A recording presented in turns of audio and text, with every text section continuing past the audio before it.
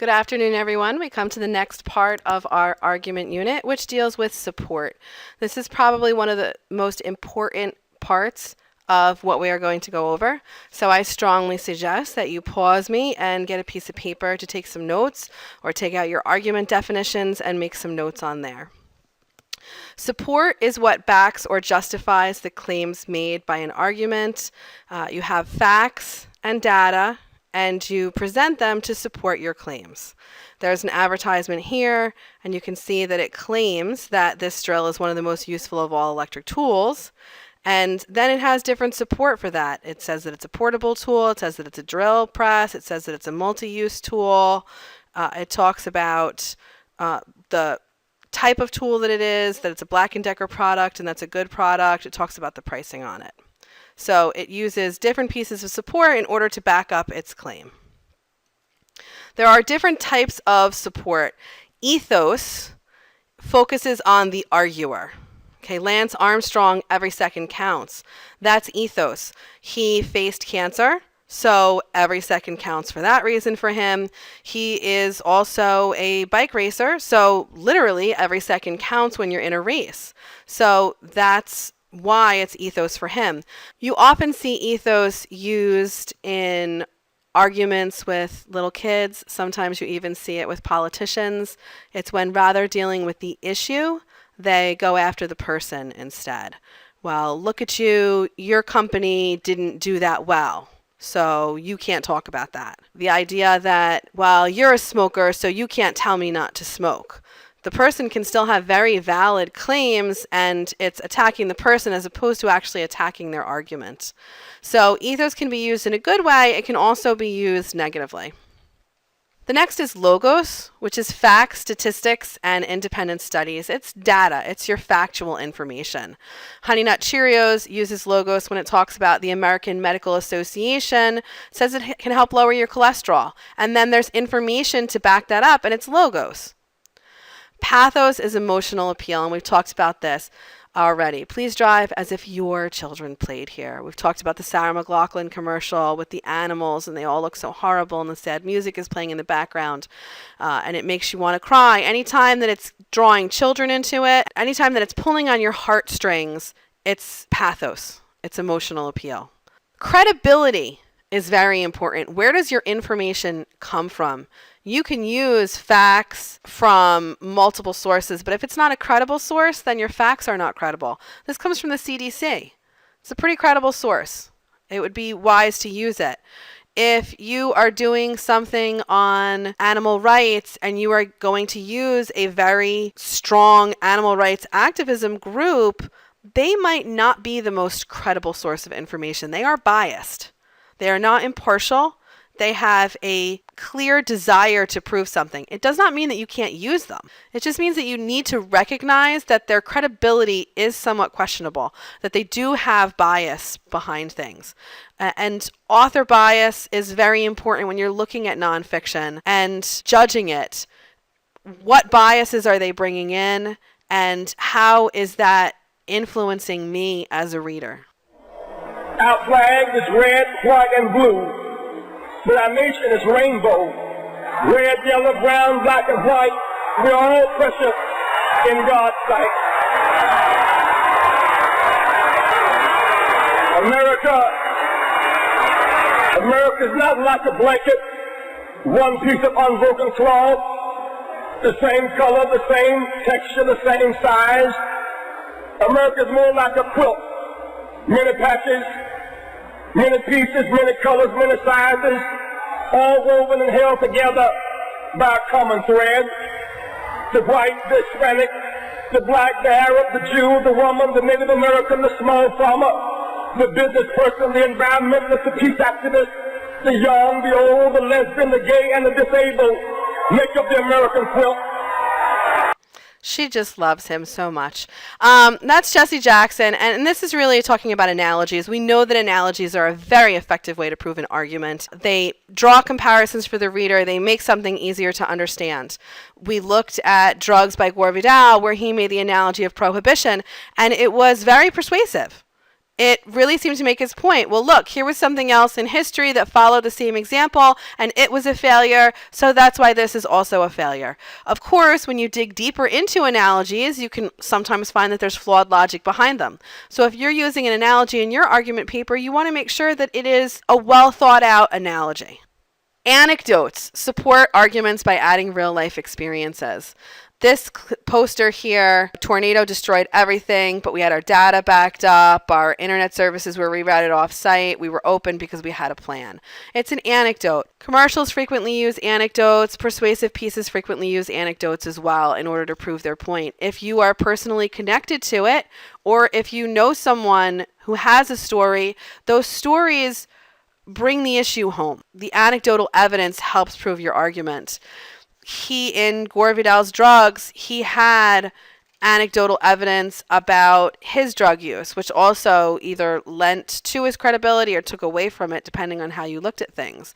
But that anecdote of I've tried them all and I never became addicted helped support his argument. And again, we talked about how that was flawed, especially in the context of the piece. But it's an example of an anecdote. If you're going to talk about the drinking age and you have an anecdote about someone who was in a car accident because of drinking, then that is a particularly applicable anecdote to your story. Finally, we have maps, statistics, figures, and tables. These are all useful things, and you are more than welcome to include them in your paper. They include important factual information, and they often support your argument.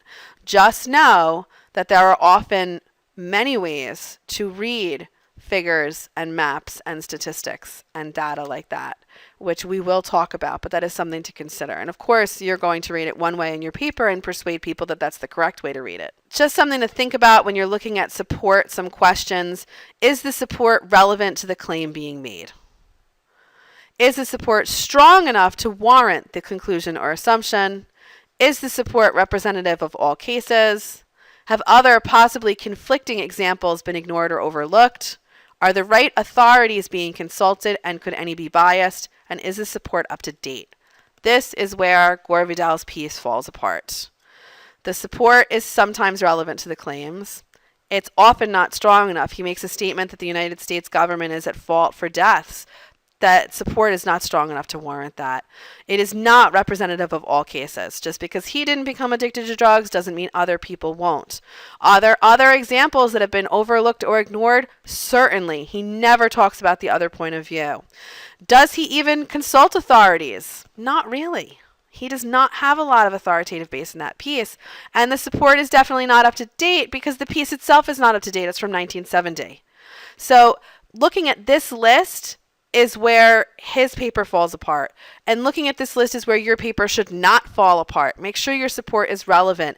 Make sure that it backs up your conclusions. Make sure that it's representative of all cases, or if it's not, you explain why it's not. Make sure that you talk about conflicting examples. Not to say, well, yeah, the other side's actually right, but to say, here's a conflicting example and here's how I'm going to explain it. Make sure that you consult the right authorities. I told you could have some biased authorities, but you also want to have some impartial authorities. Make sure that you have up-to-date support. If you're talking about a cutting-edge issue, you don't want an article that's 10 years old. It's not up to date. We have here information on the death penalty. Is capital punishment a deterrent to murder? This is the topic. It seems like it could be in favor or against it. The United States is the only Western industrialized nation that allows capital punishment. Well, suddenly we have an idea that maybe this is against it because they're saying we're the only ones who do it. Okay, again, that's not the best logic, but it is persuasive to people. Well, nobody else does it, so maybe that's a problem. The number of executions has not affected national murder rates. Executions per year has steadily gone up. The murder rate has stayed just about the same. This seems to imply that it does not help. Could there be other explanations for this? Yes, there could. This also stops in 1999, so it's not up to date. This comes from the FBI, so you can assume that it is accurate, at least. Prisoners executed in 1996 had been on death row for an average of 10 years. A positive aspect of this lengthy wait is that it allows some death row prisoners to prove their innocence before they face execution. However, 36 of the 30 state 8 states that have capital punishment have a statute of limitations for evidence presented after conviction. This comes from a nonprofit organization that favors the abolition of the death penalty. It is clearly a biased source. You can tell that when you are reading it. It is leading you in a certain direction. They wait 10 years, but hey, some of them are proven innocent. But 36 states don't let certain evidence in. So they could be innocent and still be sitting on death row. Biased source. How accurate and true is that information? How often has it happened? It doesn't tell you any of that information. It just lets you make those assumptions. 83% of capital cases involve white victims, even though nationally only 50% of murder victims are white. That seems to imply that capital punishment is racist. We talk about execution by race now. Race of death row inmates, 47% white. Race of the victims, 83% white.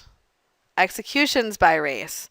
Is this saying that racial crimes where black people victimize white people are more likely to get the death penalty? That is one way to read the chart, okay? It is leading you to make that assumption. Are there other issues at hand? What about the race of all prison inmates? What about the race of all victims? These would be interesting statistics to look at as well. Once you look at all of this information, once you look at the sources of the information, once you look at the tables and the graphs, you have a better idea. But once again, this is not a total picture. Maps, graphs, charts can often be interpreted multiple ways, and there's often information that is missing from them. So that is something that is very important to think about and consider. They are never clear cut. That wraps up our look at support. And again, it is one of the most important aspects of argument. It is what you need in order to prove your argument. The next thing that we are going to go on to is viewpoints, and we're just very briefly going to go through this. Viewpoints are important because it's important to consider who you are arguing with. Speaker-audience relationship. That's really what viewpoints comes down to, speaker-audience relationship. You didn't open a business to work for us. This is anticipating what the customer wants, and it's providing a commercial that gives it. I can't believe it's not butter. Definitely looks at the opposing viewpoint. You think margarine doesn't taste like butter? Well, here's something you're going to say, I can't believe it's not butter when you try it. It anticipates the opposing argument and responds to it. Hyperdiversity or hype, this is a sort of pro-con article. It considers multiple viewpoints in order to give credibility and give context. You are going to be looking at Martin Luther King Jr.'s letter from a Birmingham jail in class. And one of the things that you're going to be considering are viewpoints. He does an excellent job of considering the opposing viewpoint. It is a letter, and it is specifically to those who denounced his actions. So he is taking into account all the things that they have said, and he is responding to them. It is truly a dialogue. It is a conversation. It considers multiple viewpoints, and it argues his point of view. You are not, when you write your paper or when you write an argument, you want to consider the opposing viewpoint and you want to respond to it. You want to anticipate what the other side is going to say. When you start researching, it is a really good idea to not just research articles that support what you say, but also research articles that negate what you say. Because you want to see what the opposing side says so that you can answer them. Sometimes you may even quote them just to prove that their quote is not correct or has problems within it. So that's something that's very important to consider. If you have any questions, feel free to email me, and I will see you in class tomorrow. Have a wonderful evening.